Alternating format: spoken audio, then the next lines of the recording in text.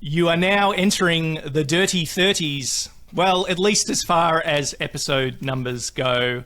My name is Andrew. Welcome to I Think, Therefore I Slam, the podcast bringing you the best spoken word and slam poetry artists from Australia and beyond. My guest today is a Sydney-born and raised content creator, poet and author, celebrated for her unique blend of cultural influences and creative expression. Her debut poetry collection, Recovery Through Poetry, was released in late 2023, documenting her journey of healing and personal growth. She's 50% Irish, 50% Palestinian, and 100% awesome. Please welcome the Celtic Arab, Bernadette Kirwan. Welcome on. Thank you so much. I don't think I've ever had an intro like that. Thank you. You feel hyped that was very up? Nice. Feel hyped up, ready to step into the ring? Yeah? Yeah. That was really nice. Thank you so much. Thank you for having me. It's my pleasure, Bernadette. It's an absolute thrill. Before we get into things, some congratulations are in order for many things, but one of the many things is you recently hit 100,000 subscribers on YouTube and you got your silver play button. Can you show it off for us? Yeah. Thank you so much. I was very, very excited when I got this in the mail. I wasn't expecting it to come as soon as it did, so when I opened it, I was very pleasantly surprised. Someone at Google headquarters was just like really watching that number, just waiting for the moment to press send, you know? Yeah. Yeah, definitely. Actually, I'm pretty sure the Google headquarters is in Ireland because I know whenever YouTube pays you, if they pay you, but whenever YouTube does pay you, if you've earned money off of the platform, it says that it comes from Google headquarters Ireland. Interesting. Ah, very good, very good. Well, Yeah. I've got some Irish in me, you know, 3 or 4 generations back, so nice. I resonate with that. I love the cause. I love you too. So, you know. Oh, beautiful, beautiful.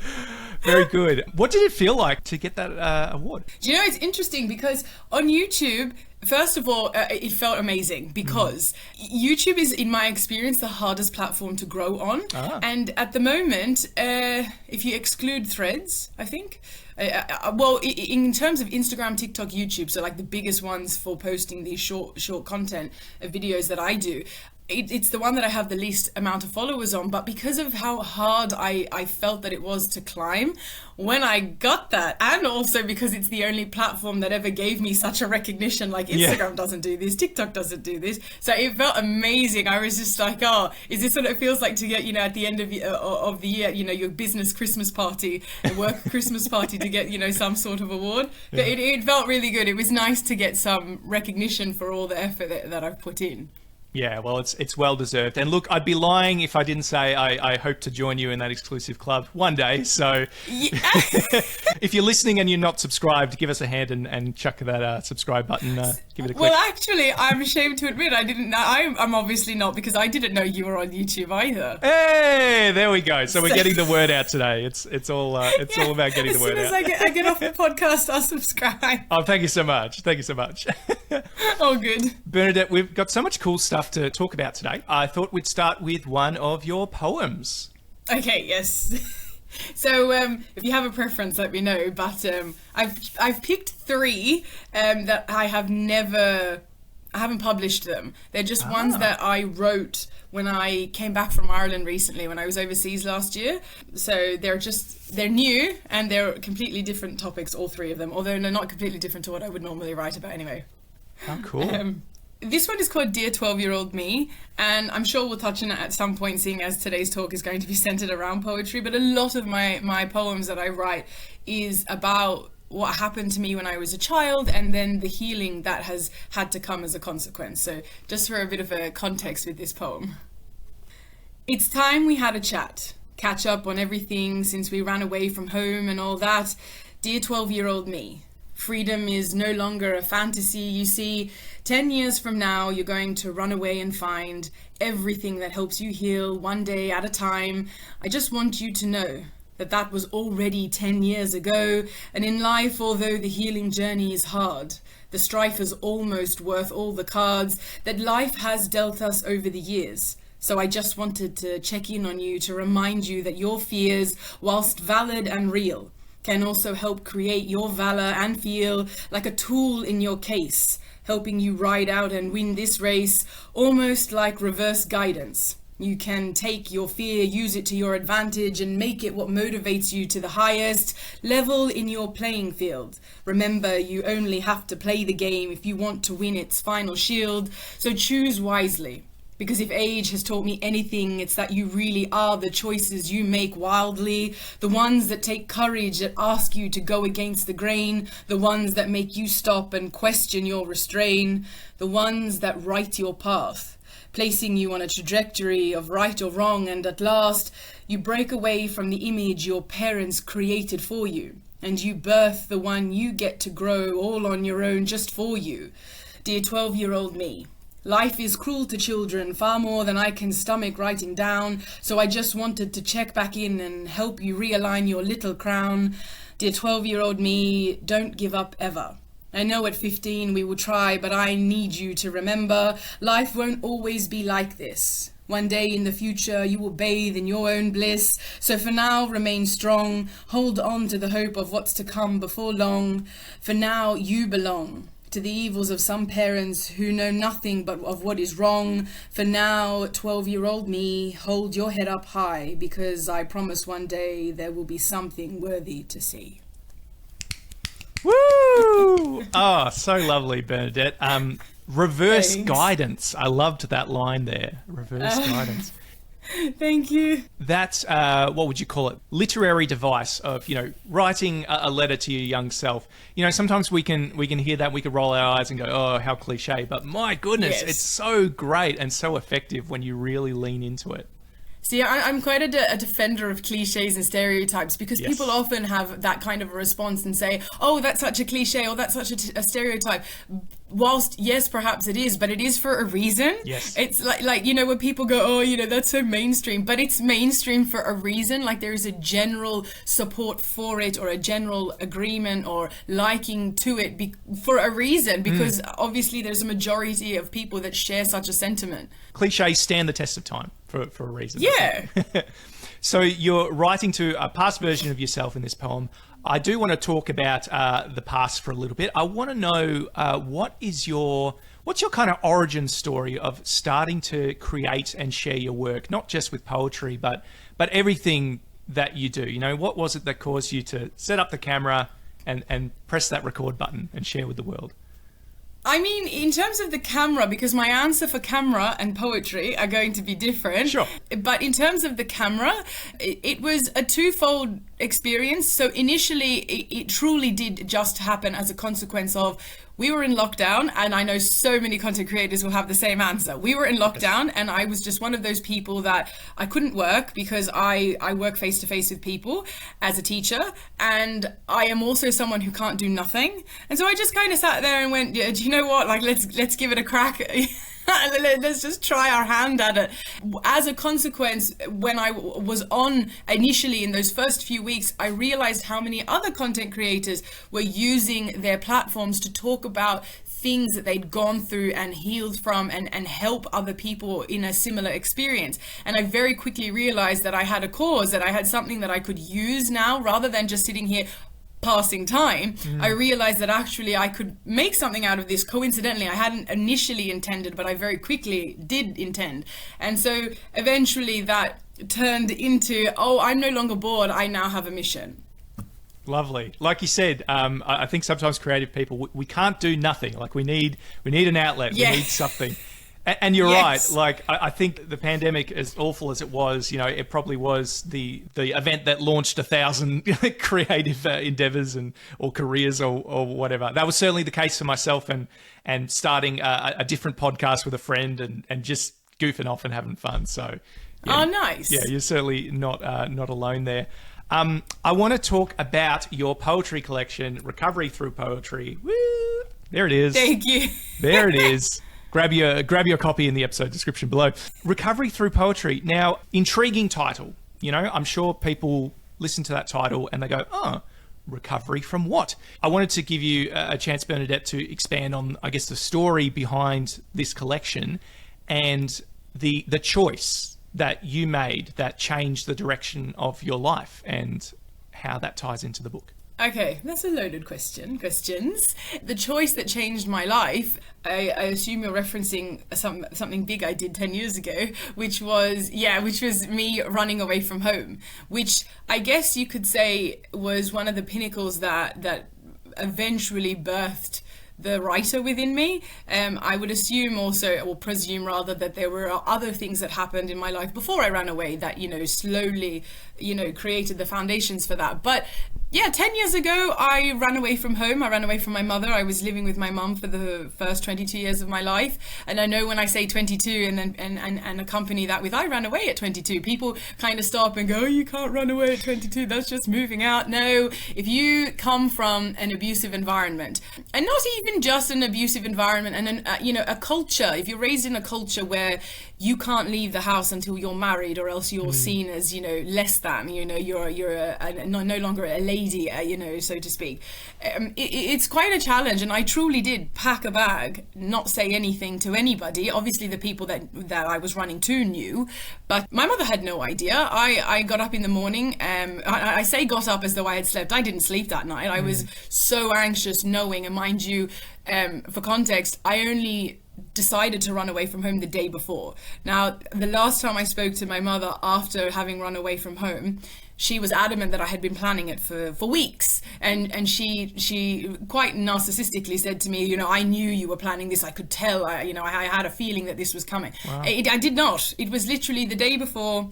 And I broke down with a friend, and my friend said to me, this is enough. How do you not see how bad and wrong this is? It's not a normal family. You need to get out. There's more to it than that, but eventually I got back in touch with my father that same day, to whom I hadn't spoken to as well for years. I think at that point it might have been maybe 6 years, I think, at that point, and of which, even when I had spoken to him 6 years prior, it was a couple of times, and it had been 8 years before that time.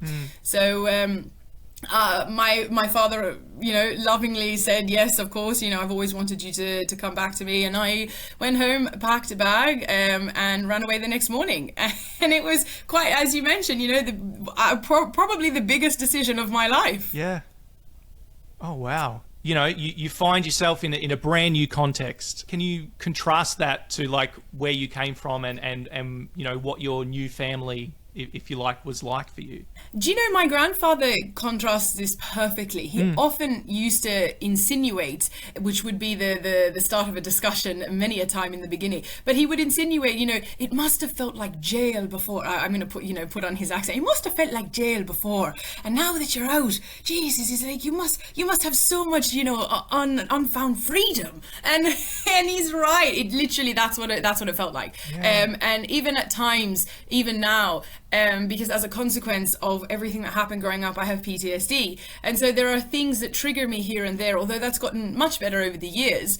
But every now and again, I am reminded of how initially, when I first ran away from home, it felt like I had been wrongfully imprisoned and then all of a sudden escaped, not even let out, escaped, and then now was trying to hide away, safe somewhere until I could prove my innocence. Because initially I did feel still, my mom had such a manipulative hold on me that even after I had run away from home, I still felt like I was doing something wrong.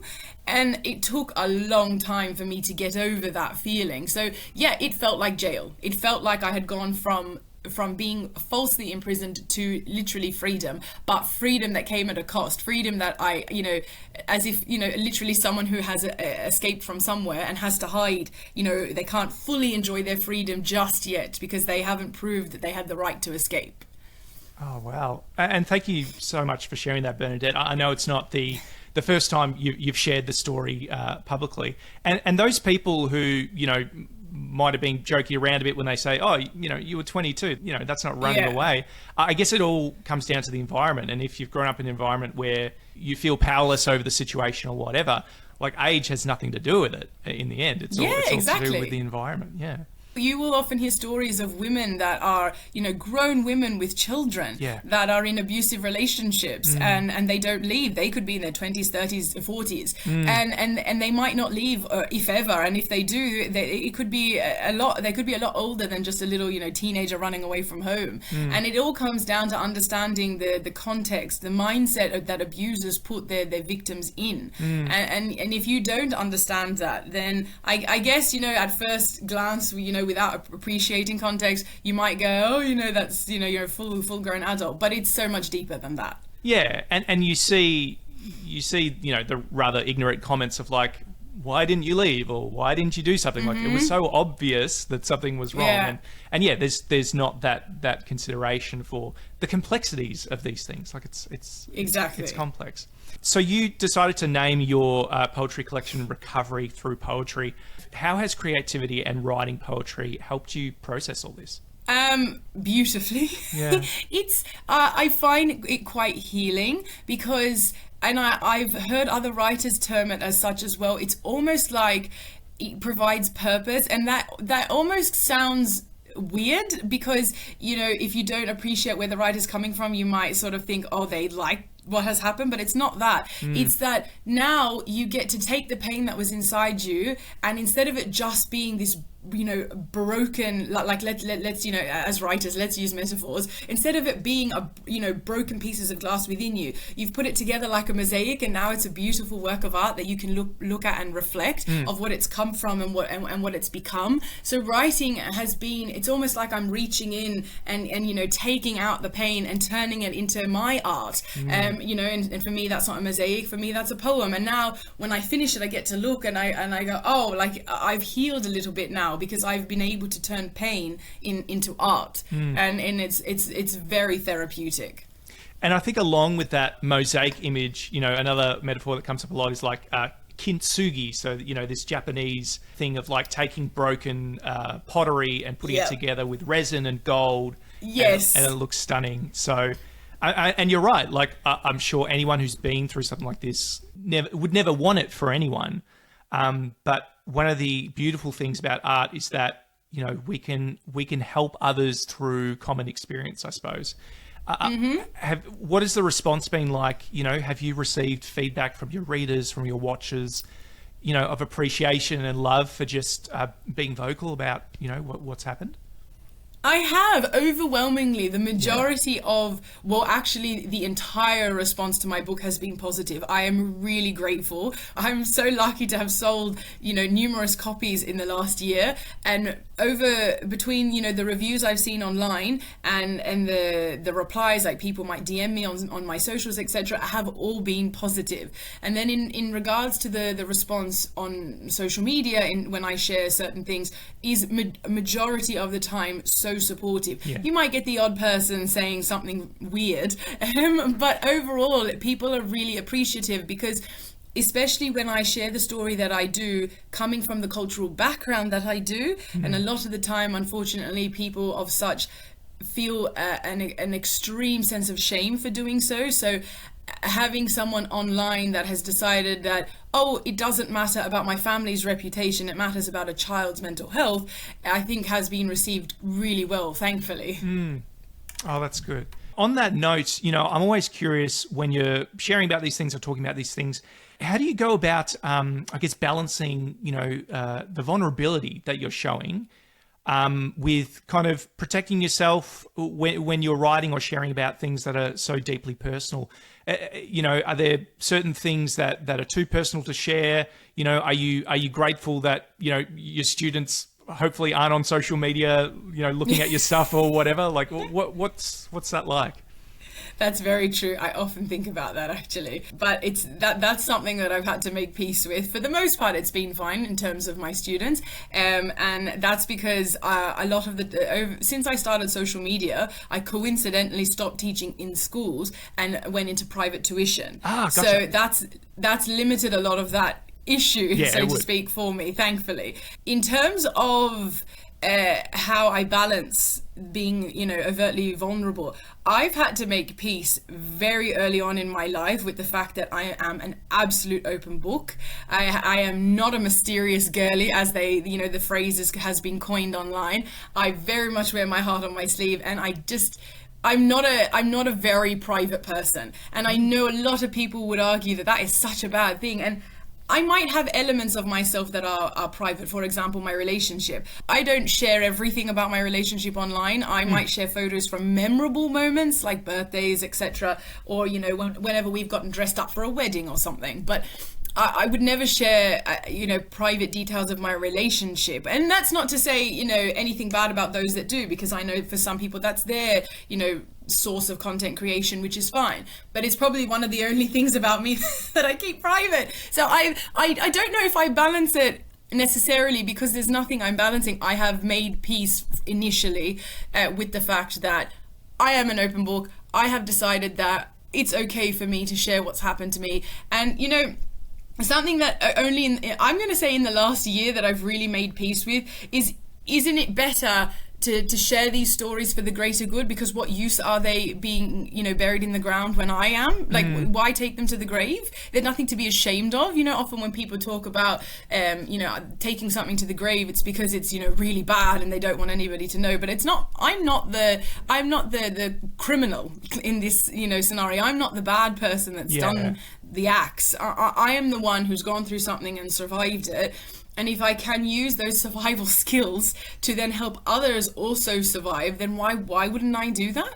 It doesn't make sense to me to be, so private or secretive. Now, again, that's not to say that those that have coped by being private is a bad thing. Everybody is, their own person, and everyone has their own ways. But for me, to answer your, specifically your reference to balance, I guess my balance is making peace with the fact that I just am happy to share. Yeah, no, that's wonderful. And I think it sounds like the days of, I'm sure we've seen teachers who, for whatever reason have an online presence. When they go into teaching, they go into their profiles and they change their surname to their middle name. They go, they will never find me, Yeah. Those days are well and truly behind you. I don't know, because okay. I only have one private social media page, and that's like my Facebook page, because now I have a public Facebook page, but the initial Facebook page that I had, because I didn't create it as a content creator, I've kept that one private, and I may or may not have changed the name slightly. That's okay. Not like to my middle name. But no, all the other accounts, there was no point. Like I said, they're cliches for a reason.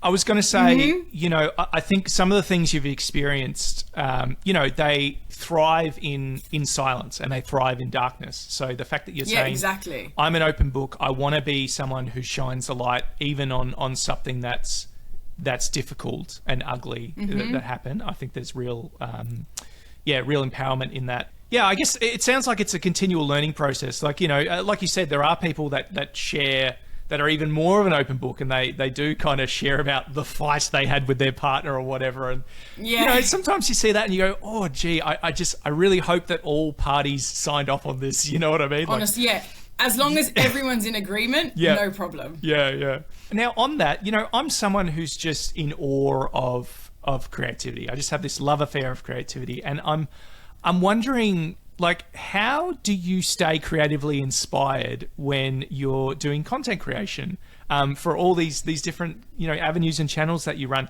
Do you have like a massive vision board? Are you walking around with a notepad jotting down different ideas? Because I assume you have to kind of keep it fresh. You have to be thinking about new stuff all the time. What's it like? Well, I do have a vision board, but it's nothing to do with my content creation. Yeah. My vision board is for my personal growth, like things I would like to achieve, my 5-year plan sort of thing. And there's things on it like, learn a language in the next 5 years, or, sit my final piano exam, or things like that, like personal things for my own self, as opposed to specifically for content creation. In terms of trying to stay, creative, I do have have a notepad. I could be doing anything and I'll get an idea for a video and I'll have to write it down. And I think you could say the same thing about poetry, because I might hear a line and then go, oh my gosh, if I don't write this down now, I'm going to lose it. So I do on my phone, I have 2 notes. I have one for poetry and one for filming ideas. And so as I'm thinking of something, I can't always just stop and film or stop and write. So I will jot down my notes. And then I suppose the last thing that has really helped me, especially since COVID and then becoming self-employed, is I have an itemized routine. So because I work for myself, my, kind of like, I guess, a timetable for a kid in high school, I literally, my Monday to Friday is itemized by the hour. I know what I need to do every single day. Yeah, because literally that is the only way I can stay, as you've asked, creative and achieve all the other adult things that we have to do as grown-ups, and try and make it all work. Yeah, and I guess, like you said, now that you're your own boss, the discipline side of creativity, I guess, is so important, so that you can keep yourself sharp. And challenging. Yeah, and so you're not falling behind in your life admin or whatever. So, that it makes a lot of sense. Your vlogs, are extremely popular, and you really do take people kind of with you on the journey of your day or a day in the life. One of the things that I see you often reflect on your content is culture and heritage. You are of mixed heritage. You are the Celtic Arab, as they say, and you're often, in a kind way, in a way that's quite fun. You're often correcting cultural misunderstandings, and I'm wondering what are some of the biggest kind of cultural misunderstandings that you've looked to correct in your work? Probably the 2 most important, and first, I suppose it's screamingly obvious. The fact that Arab Christians exist. Yeah. It fascinates me online, the amount of people that automatically go Arab, Muslim. Yeah. And it's not the case. Yeah. Whilst I acknowledge they are, of course, the majority in the Middle East, specifically for those that are Arab, but we exist. Christian Arabs exist too. And the thing that baffles my mind, whilst considering what I've just mentioned about them being the majority, but it's like when people say to me, oh, I had no idea, I often ask myself, kindly, but I often ask myself, but where do you think Christianity came from? Like, I fully appreciate history and what history has done to Christianity. It's from America, right? It's Jesus of New Jersey, not and not Jesus of Nazareth. Yeah. But it baffles my mind, and I try as a teacher. I definitely do, as I'm very appreciative that you mentioned. I do try to be really kind in the educational aspect, because you just never know why someone doesn't know something, and so as a teacher, that's your job, is to educate, and so. I have found, whilst extremely interesting, I have found pride in, using my platforms to then correct such information. And it does seem like no matter how many times I make videos, I still get comments like that. But yeah, that's the first thing, is people not realizing that Arab Christians exist. And then the other one, less so, but still quite a problem. My mother is the Arab, not my father. And this is an issue more so specific to Arabs, where they have this, what's a nice word to coin this? Because there really isn't much of a nice way to put this, but it's a sexist thing, really. Like a patriarchal thing we're talking about? Yeah. Where if the father isn't the Arab, you're not Arab. Oh, and okay. I don't know how many times I have to make videos where I talk about how that's just a really sexist cultural practice, which, influenced by the whole patriarchal mindset. And it confuses me again, because it's like, do you understand science? How DNA works? Yeah. It doesn't work like that. And I'll often make content and people will say to me, but your father is Irish, so you're Irish. And truth be told, in all fairness, my Teta, my Arab grandmother, has often said that in the past to me too, and I've had to correct her and say to her, genetics don't work like that. You don't get to pick, I will be, and what an insult to women. Like, never mind the bad relationship I have with my mother. What an insult to the woman who's carried you for 9 months. And then, stereotypically, is the one at home rearing you while the father is off earning, like I said, stereotypically. But, you know, what an insult to then just disregard her genes. So, yeah, those are probably the main and most important things I've had to try and correct. I know that they say, you know, never read the comments, but do you sometimes poke your head in there to look for inspiration of things that's like, oh, this person's not getting it. We need to talk about this. We need to talk about it. Yeah, definitely. And in terms of the whole saying never read the comments, I often have people tell me that. Actually, sometimes when it gets overwhelming, which talking about religion naturally creates such an environment, but my partner will often even say to me, you know, maybe you shouldn't be reading the comments.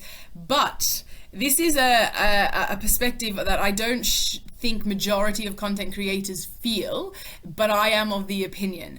Yes, when content creators say you shouldn't read the comments because it affects your mental health, I 1,000% agree that is definitely the case sometimes, or even for some of us, majority of the time.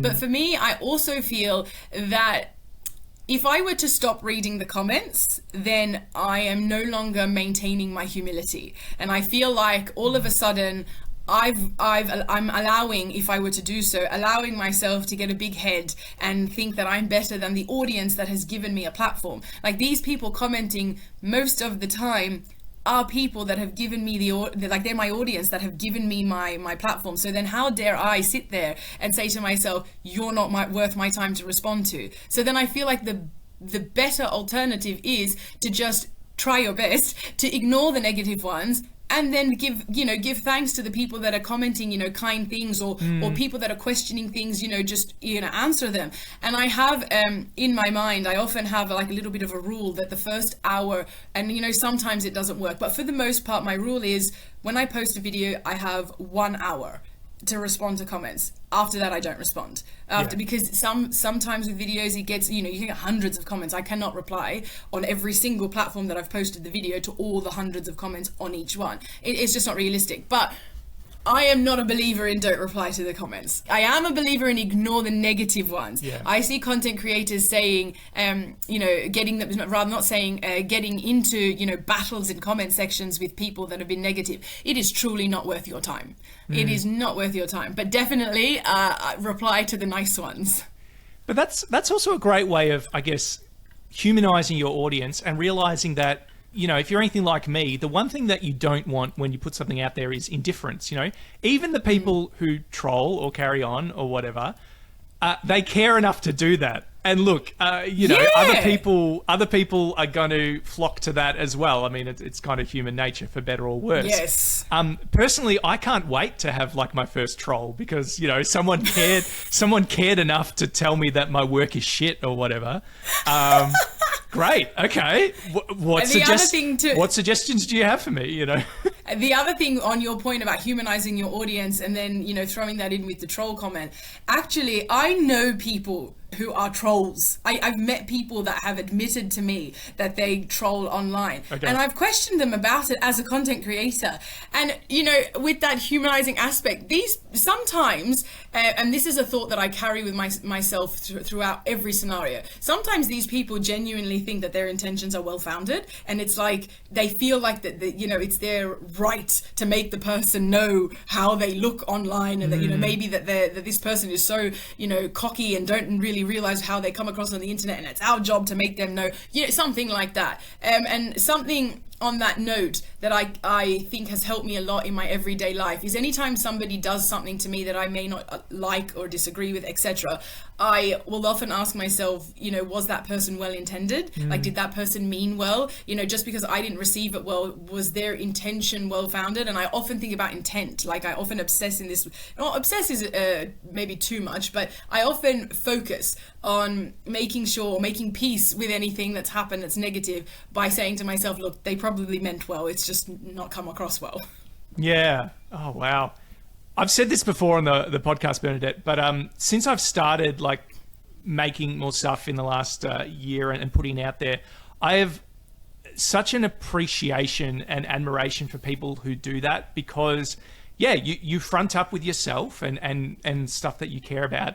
And it's made me, I feel like it's made me less cynical. Like, even if I don't know, I see a film which was adamantly bad and I didn't enjoy it, I still come out being like, people still worked hard on that. People still released it in whatever broken state it was in.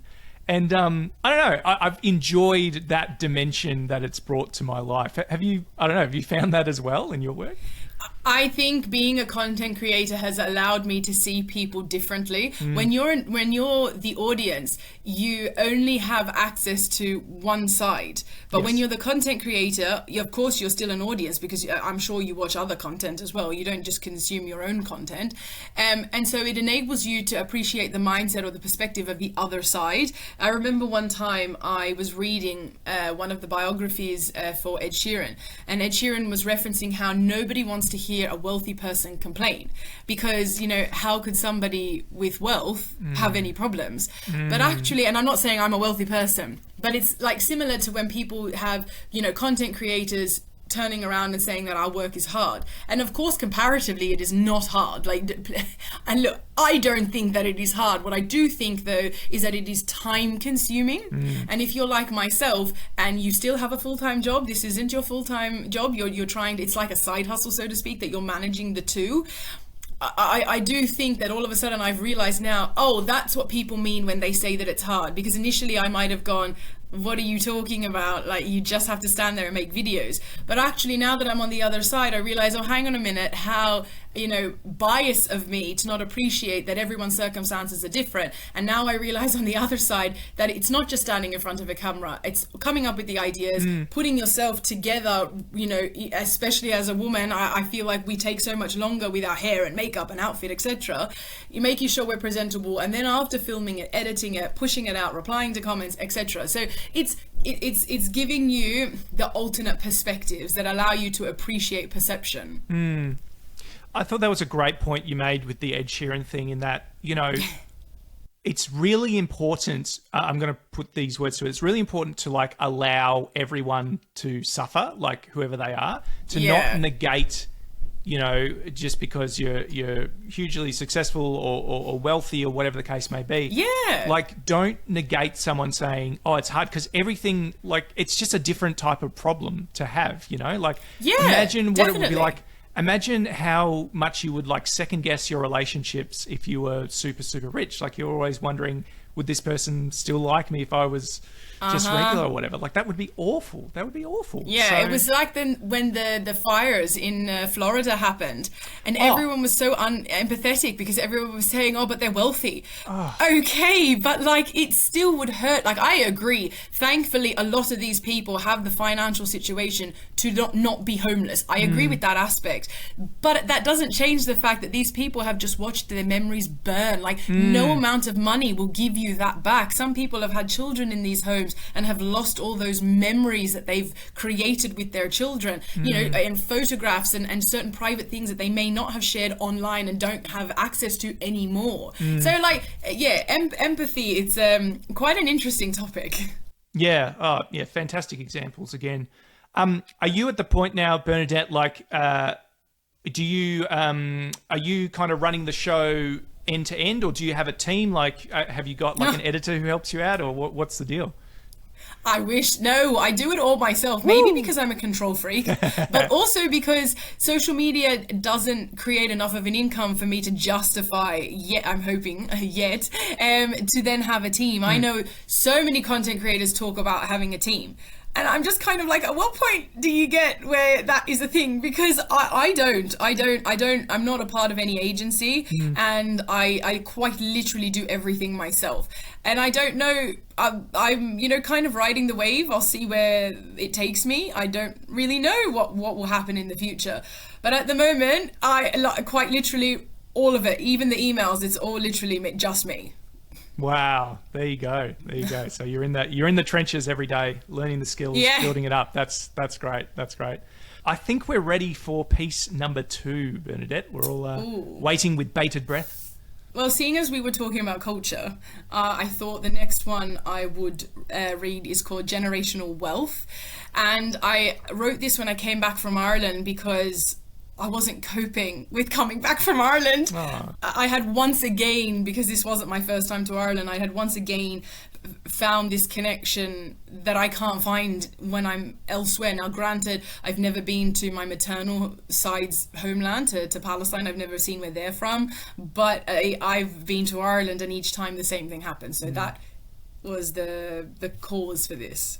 That gut-wrenching pull of the generations removed from their ancestral home is something not even poetic words can explain, to tell of the pain on loan, borrowed memories helping piece our connection together, knowing there is something more but always and forever, feeling a gap between what is and could have been, accompanied by those that never left, not understanding the patriotism they've seen, telling us, but you're not actually from there. Well, let me tell you what it feels like to be like you're from nowhere, feeling ungrateful for lacking in compassion for the reasons why, and for not appreciating the alternative that came at the cost of our parents' cries, feeling confused, feeling so much for something you comparatively know so little about, and yet all at the same time knowing that inside of you is what it's entirely about. You are it. You are everything that comes from there, and yet picked up and taken away, taught how to redefine your flair. That flame that burns within us took generations to make. Now suddenly we move the pit, use different kindle, and they just expect us to take hold of a new flame, a new flare for us to be. But the problem is we then need generations to replant our family tree. Heritage does not happen overnight. That is why culture is so beautiful. It takes years to develop its own light. Masterpieces such as culture often do take time. That's why it's such a precious commodity. Its value is rather high. So how can you mock those abroad and not free to understand, engage, and learn in their culture that they see, and instead must rely on the stories that are shared, and then wonder why that flame burns faster when they return to what they're paired, returning to their origins, the place their lineage was sown, feeling something quite unexplainable that only souls alike can know. It's like a flower that won't grow in a foreign land when they're not native to the place, and the gardener understands that plants need what they're used to, what time has curated. And so I guess you can liken us to flowers that struggle to bloom where they're not native. You can't tell me where I'm from. Place of birth is but one ingredient required for an entire dish to become. So forgive me while I battle with the unraveling and replanting of myself. I'm just battling with the dissecting and understanding of such generational wealth. Oh, wow. Wow, what a knockout. Oh, it makes me want to go to Ireland now. Can I get you to say the word entirely for me, please? Entirely. I was just noticing the accent sneaking through. I mean, I know that this happens all the time, but there's certain words, and obviously as you're reflecting on that experience, that kind of give it away. How good. No, how good. I hope that stays. To have that reminder of where you're from, or part of where you're from. Yeah. Yeah. I want to quickly return to talking about your vlogs for a second. We were saying people love them, and you take people in your car as you're going about your day and musing about different things. And like we've talked about, you often talk about culture and heritage and misunderstandings. I know that you also talk pretty openly about your faith, which we've already kind of touched on. And long-term listeners will know that I'm really interested in kind of the intersection of, I guess, creativity and spirituality. And I'm interested in talking about that with people who, that kind of thing's important to them. So I don't know, did you have any reflections on how your creativity affects your spirituality and vice versa?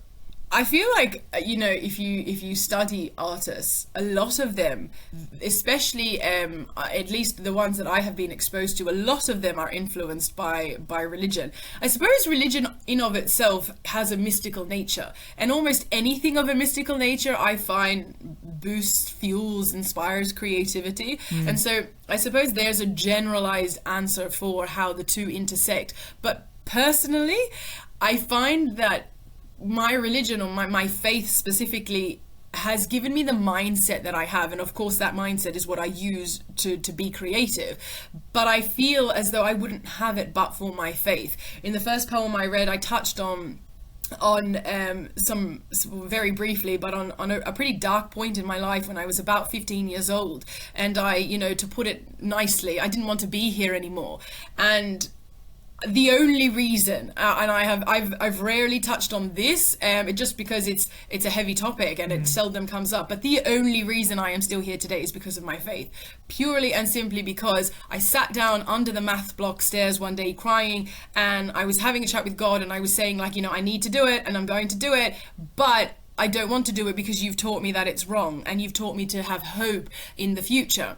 And I promise you that is the only reason I am still here, is because of that one conversation I had with God where I felt like, actually, I just need to hold on a little bit longer. And so all in all, the different experiences I've had over the years, and bear in mind, I consider myself a spiritual Christian and not a religious Christian, not institutionally religious. I might have religious practices that I admire for the cultural purposes, but as a Christian, I definitely feel far more spiritual than anything. And so all of that combined has created a mindset within me that has so much hope for the future when I consider what I've come from and where I am now. And I feel like there were too many times I would have given up if I didn't have a faith to cling onto, the lessons that my faith teaches me. And I'll often have conversations with atheists that will tell me, especially as someone who loves history, and when I read mythology especially, and I sort of go, that's really similar to certain stories. And I do play, I have no shame in admitting, I do play that game in my mind where I'm like, is this just modern day mythology? Like, what is happening? But then I will always say to atheists back, even if in the end I am wrong, even if that be the case, I would much rather the life that it has given me, and in the end it be for nothing, than not have the life that I have as a consequence, and then still in the end it be for nothing. Like, I would rather the circumstances I'm in, because too many times it has saved me. And it's just, I actually, here's something that I think people struggle to achieve and even talk about. I have taken 10 years, now it's been 10 and a half years since I ran away from home. I've taken that time to like myself, and liking myself has actually been hugely influenced from my faith. I recently started going back to church regularly. Like I would always go to church for like the big events like Easter and Christmas, but I made a decision recently to go back on my own, and I like myself even more now as a consequence. I don't know how to explain it. I think everybody should, before you try and enter into a relationship where you fall in love with someone else, you should first have a relationship with yourself where you fall in love with who you are. Then you have more love to give because you've learned how to love yourself, and so you understand then how to do that for somebody else. And again, I doubt I could have done that without my faith. So beautifully put, Bernadette. Really appreciate that. And I think the language of creativity and language of faith has a lot of similarities. Like we're entering into territory which is beyond the literal, which engages the imagination and the language of beauty and hope and dreams and metaphor. So I just think that they run so close, within me. And I see them running so close, within the world as well. So, and that whole thing about like learning to love yourself is so important, because how are we meant to appreciate and love others if we don't have that foundational, unconditional love within us, I suppose. Yeah. It's the same thing as the saying, how can you expect others to respect you if you don't respect yourself? But it's the same thing that can be applied to anything. How can you expect others to love you if you don't even love yourself? And how can you know how to the best of your ability, properly love somebody else if you can't even love yourself? And what you said there as well about like making a determination or decision that, hey, even if what I believe or what I follow isn't the thing or whatever, that it's still like meaningful to me. Like that's almost, it still has purpose. That's right. And it's almost like I think it's Pascal's wager, where I think the language was, is it better to live as if there is a God than not? Now, it's not quite the same language, but I lost interest in like the debate side of things a Yes. long time ago. I find it so boring and meaningless. Yeah. I and that's not to say that people who are interested in like apologetics or arguing for faith is not important, but I just I prefer to talk about these things using the language of creativity and poetry, not so much. If those sorts of discussions, and I mean, I definitely had a point in my time where I would have been very much one of the audience members listening to all those sorts of discussions. Sure. But it has now come to a point where, although it had meaning at one point for me, it no longer does, because I'm now at a stage where I have made peace with who I am as a Christian. You know, I've gone through the journey of, let me just read about Judaism, let me just read about Islam, let me just make sure that this is right for me. And I came back to Christianity. I recently shared online, you know, I've never gone, actually, there's one thing I haven't shared publicly too much. I've never explained that side of things, my religious exploration in life, but I have touched on YouTube recently where I went to church, I went to St. Mary's Cathedral, and the boys' choir started singing. This was maybe 5 years ago.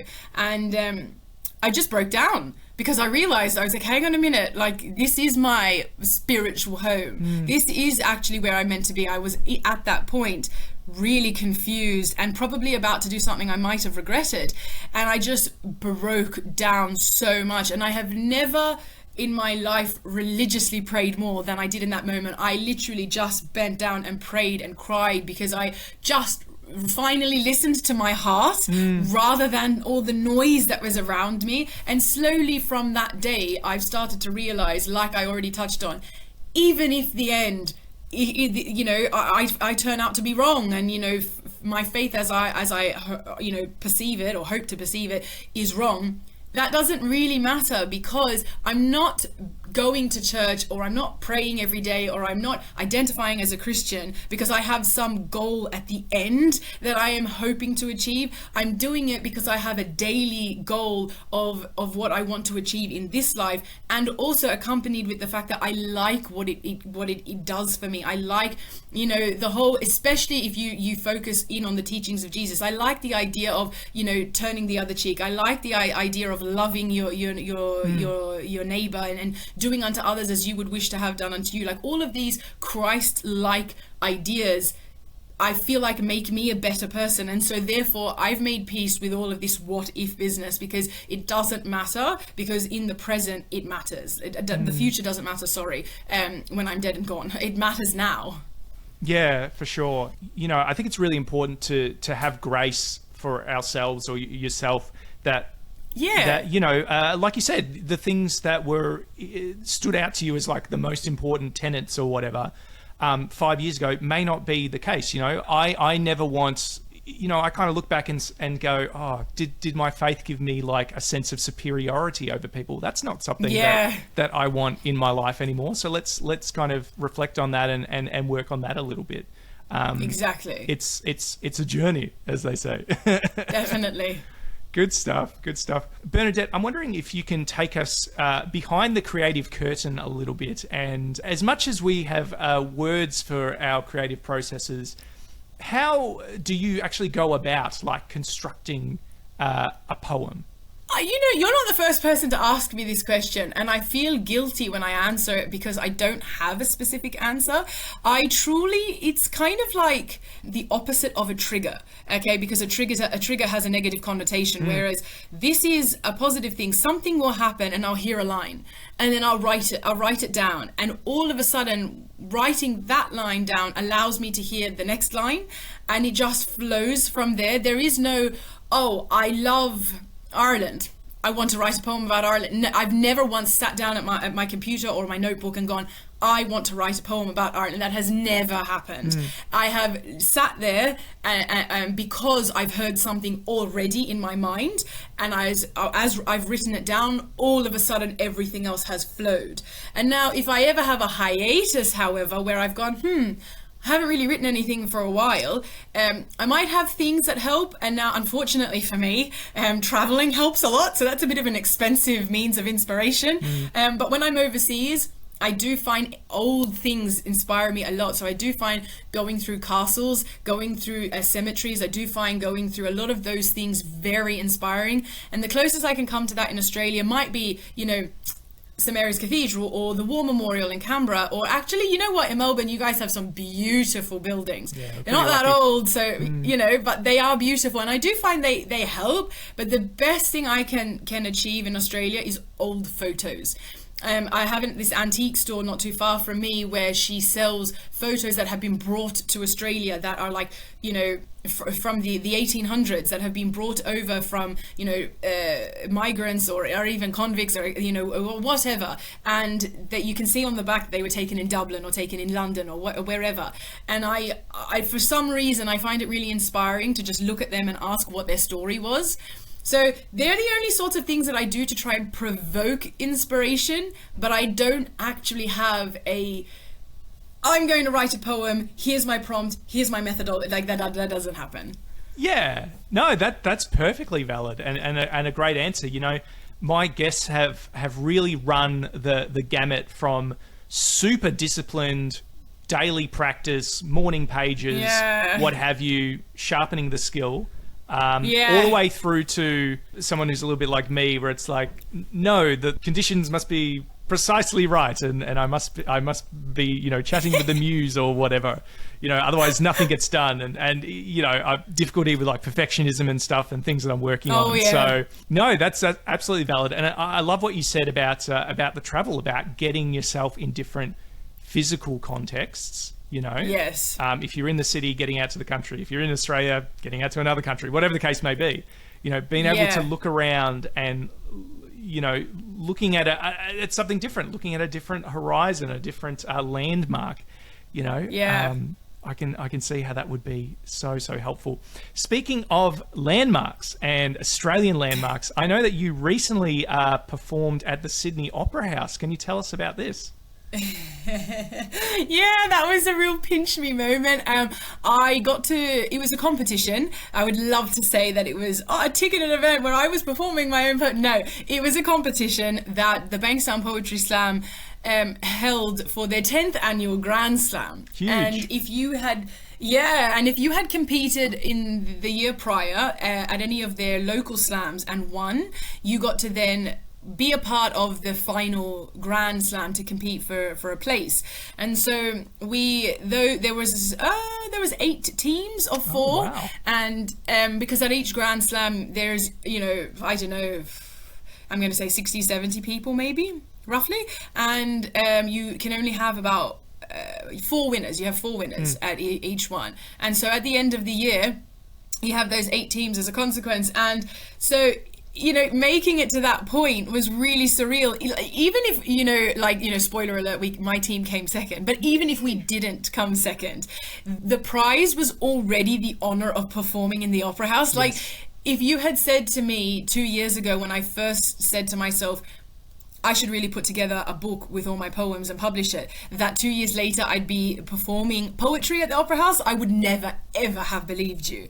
So it was such a rewarding experience, because you never in your wildest dreams do you think you're going to stand in the concert hall of the Opera House for spoken word poetry. Not if I was some sort of talented musician, maybe that would have entered my mind. So it was one of the biggest pinch me moments of my life. And what was it like? You said you performed in a team. Like, what was that like? Because sometimes slam can be seen as such an individual pursuit, but to have a team, like, I don't know, did you have like a team song or something? Or how did you go about building team spirit, It definitely adds a layer of complexity, because I find slam poetry is quite individualistic. It's definitely so personal and so freeform that to then be put into a group where you've got to use personalized freeform, style to then work together as a team is very challenging. But admittedly, I've done this twice now, and both times I've been very lucky. I've heard some horror stories, but both times my team has been beautiful, and we've just learnt to work together. And so really what you have to do, because you don't get much time, you get about 2 months. And so what you kind of have to do is agree to just use pre-existing work. modify it a bit, or not. The one I did previously, we didn't modify. We just took poems. One of them was mine, and one of them was another of the members, and the other two just agreed to use them, and we learnt how to perform them. This year, we blended poems. We took one of mine and then blended them with a few stanzas from other people, and then one of the other members and did the same thing, blended some stanzas. So you really have to, in terms of a teamwork, you really have to learn that the poem is no longer yours, even if they are using it, one of your own as the main body. You have to give it over, and you have to be willing to trust the process, trust the individuals, and hope for the best. It's kind of a bit of hard work and luck, really. Yeah, and hey, congratulations on the silver medal again. Thank you so much. What an experience. Looking to the future now, Bernadette, I'm interested in what's next for you. You know, what projects are you working on? Do you have anything like big in the pipeline for the channels, or a book number 2 maybe that you want to talk about? I don't know. I definitely, of course, I'm definitely working on another poetry book. Like, you never stop, well, at least in my experience as a poet, like, you never stop writing poetry, because anything and everything can be turned into a poem. So I definitely have a second poetry book in the works. I'm just kind of trying to allow this one to be a little bit more perfected, and I suppose, like you touched on, this is a symptom of perfectionism, which is horrendous to creatives. But when I look back at my book, I kind of think, I could have done this better, or I should have done, the should have, could have, would have game. And so I'm just trying to make sure that the next book doesn't feel like the same sort of thing, just, with new poems. I wanted to be, improved upon, etc. And in terms of writing, I am trying my hand at other things, and I have been for years, actually, before I even started putting out poetry to the world and publishing it in a book. I have been trying my hand at writing other stuff as well. So I am trying to work in terms of writing on those things. I mean, you ask about the future. My goal is to progress more so into the world of being a writer than just a content creator. I never want to stop content creation. I love it, but I don't like it sounds simple, but one of the proudest moments I felt this year, outside of the YouTube and Opera House scenario, is somebody asked me to Google my name, and that's something I was like, no, I don't want to do that. Oh, you've never done that? No, I have, of course. No, I'm not that humble. I've definitely done that. But somebody asked me for a different reason, and for the first time when I did it, it came up as Bernadette Kirwan, author. Ooh. And I have never seen, I looked at it and I was like, Google recognizes me online as an author. And I've never seen that. And that was so gratifying, because I just went, yay. Don't get me wrong, I'd be so content with just being a content creator, but my interests are far more founded in writing. And so moving forward, I am hoping to be more of a writer, and the content creator thing be more the side. So kind of like flipping it, where it's at now, the content creation going into the percentage of the writer, and vice versa. Ah, how exciting. I guess it is one thing to go out there and for us to call ourselves writers, poets, whatever. I think it's another thing to be recognized by your peers as something, or by the algorithm. That's a big deal. Yeah, very much so. It was very nice. It was really, really quite, I know it seems simple because it's just a Google search, but I like to see that for the first time, because I'd never been on Google as a personality. I'd never had a profile. When you type it in, you type my name in, you'd get articles or links to my socials or whatever, but I never had Google recognize me as an actual personality. And then for that to happen, and it being as an author and not as a content creator, I was like, oh yes, my goals are being achieved. It's all coming together. Yeah. How good. Bernadette, we're going to return to the overarching analogy that we're using for season 2 of I Think Therefore I Slam, which is if your creative work was an instrument in an orchestra of creativity, what instrument do you think it would be? before I give my answer, I'm going to preface that my answer is as a consequence of I feel my poetry is quite modern, and in the grand scheme of things, you know, when you reflect on, you know, the literary giants of our predecessors, my poetry is nothing of the sort. It is it is definitely slam type poetry, right? And so therefore, you know, I love the orchestral analogy because I love orchestral music. I'm going to say piano because piano is quite a modern instrument to have in an orchestra. It's not very traditional. And I also like the fact that a piano is usually the solo instrument at the you know, that it has the, you know, the main focus at some points, and then at other points it is just that beautiful little nuance of modernity in the background where it's not usually traditionally there, and now it is. I was wondering, when you said modernity, I was wondering where you were going to go with that. I was thinking, oh, are we talking like synthesizer or like, you know, no. guitar or something like really, no. really theremin, it's just you know? Oh yeah, no, it's just so rare to see. It's such a modern thing to see a piano in the orchestra, like, unless of course it is the solo performer. So like in terms of an analogy, I like the fact that, you know, it's got that modern by you know, contextual standards, but it's not actually fully modern. Like, you know, it's got its, you know, classical influences, etc., which I love. So I feel like that's the most fitting you know, orchestral analogy. It's the new kid on the block as far as orchestras are concerned, I suppose. Yeah, but still has respect and pays homage to its predecessors, you know, to its, you know, musical ancestry. Yeah, love it. Well, I can tell you, Bernadette, that you're actually the second pianist in our metaphorical orchestra. So maybe there'll have to be some playoffs, or, you know, solo 1, solo 2 or something. I don't know. Oh, nice. I'll let you two figure it out. Moving on to the segment shamelessly stolen from Diary of a CEO. Thank you, Stephen. You've been left a question from our last guest. The question comes from Omar King McRae, and it's a little bit of a different one. It's a bit of a deep philosophical one. The question is, if the whole world were blind, who would be left to impress? I love philosophical questions. Any thoughts? Yes. I feel like the answer I'm going to give is the answer that you should give even if the whole world wasn't blind. So if the whole world were blind, who would be left to impress? Should it not then be yourself? Because then now you're only trying to impress your feelings and your thoughts and your, you know, your everyday choices. Like, you're trying to be proud of your own self. You've got nobody else watching, so therefore you have to rely on your other senses, and then I think in of itself that proves, well, hang on a minute, but that's what you should be doing anyway, even if people are watching. So if you remove the, you know, the philosophical nature of the question, but even if people are watching, shouldn't you really only be trying to impress yourself? That's not disregarding, you know, when you try to make your loved ones proud, your parents, you know, your partner. That's a separate notion.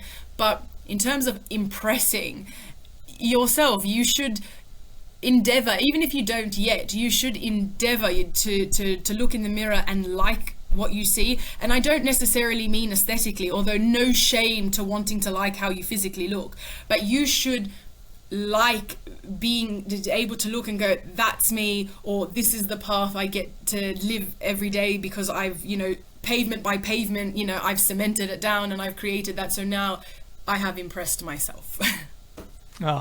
Very well said. I'm glad you you know, you took on the question. Like I said, it was a little bit different. Good pitch from Omar there. It did make me think about the concept of having sight, and how, you know, we take in the world so much through our eyes, and we all have like a blind spot, and our brain kind of fills in the gaps. It makes me think, like, if let's say I was blind, you know, not the world, but I was blind, you know, would I feel less self-conscious about certain things because I'm not considering, you know, I'm not looking for other people's facial expressions or whatever. I mean, obviously I have no idea, I'm just theorizing, but yes, it does make me wonder, like, would I care as much about impressing people or that external stuff if I didn't have that sense? Do you know what I mean? Yeah, this is why philosophy is so good, because it activates a part of your brain you otherwise wouldn't. Yes, much like poetry. Yeah, exactly. it's kind of in that same bucket. Very good. Yeah. Well, Bernadette, you now get to leave a question for my next guest, not knowing who they are.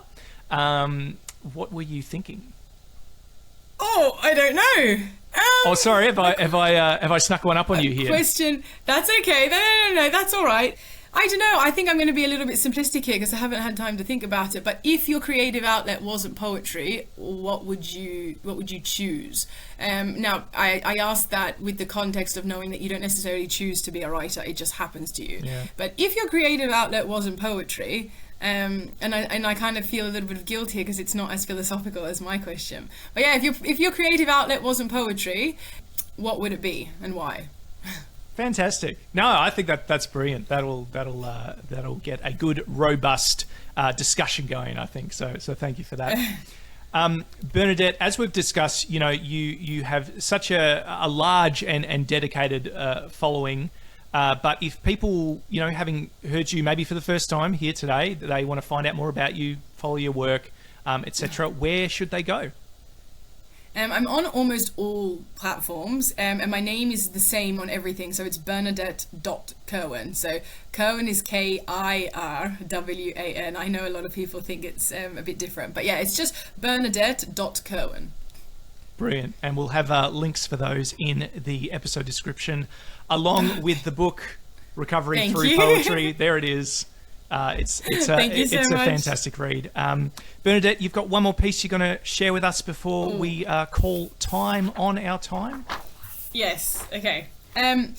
This poem is called Miss Austen. There was an anniversary recently celebrating the publication of Pride and Prejudice, and I think this poem, although I did also write it recently, but this poem is a lot to do with my realization as someone who likes to read, especially fantasy,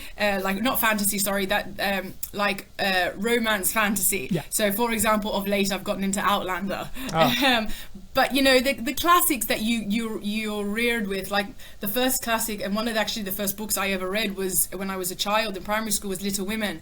And reading about Laurie, and as I've gotten older and reading Pride and Prejudice and reading about Mr. Darcy, and then realizing that these I mean no harm with my statement, but realizing these idealistic men are all written by women. And so my poem is in honor of Jane Austen, from the notion of understanding that if we couldn't have what we wanted in reality, we had to create it in our imagination and put it pen to paper. Here's your daily dose of reality. The type of man you think you want was written by a woman. Quite tragically, Mr. Darcy does not exist because the idea was invented by Miss Austen. It pains me to report that most gentlemen were penned by women most often.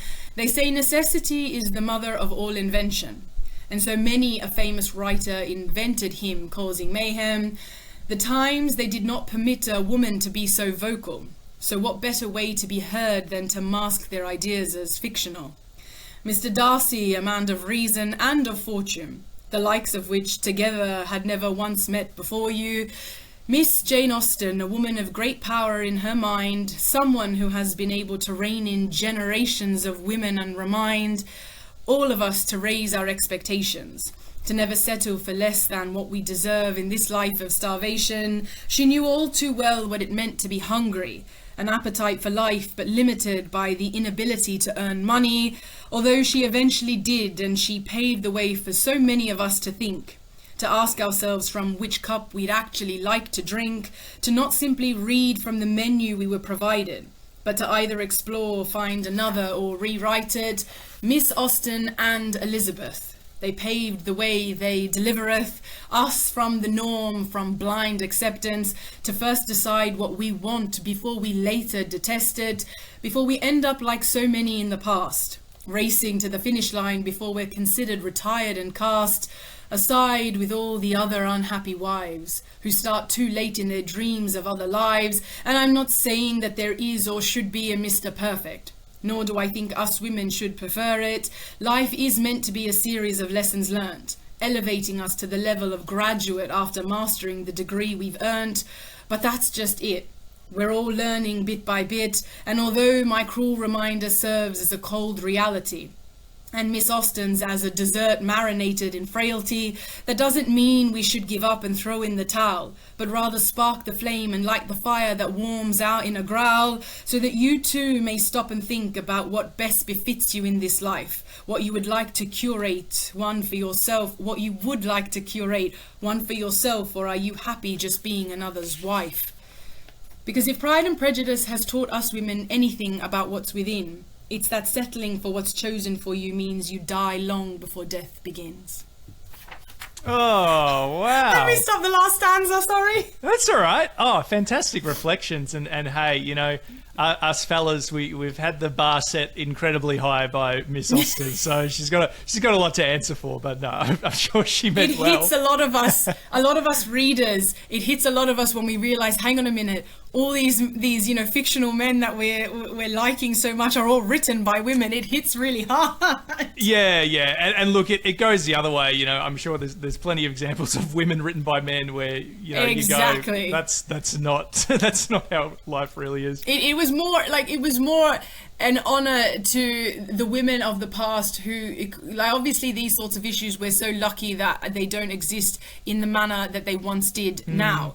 But in honour of the women that silently suffered, and especially these writers that silently suffered through all those years, and found peace and if you like, therapy through their writing. And of course, you know, back then it was a massive deal for a woman to have such great success in publishing, you know, so good on her for doing that and sticking to strengths and everything. So yeah.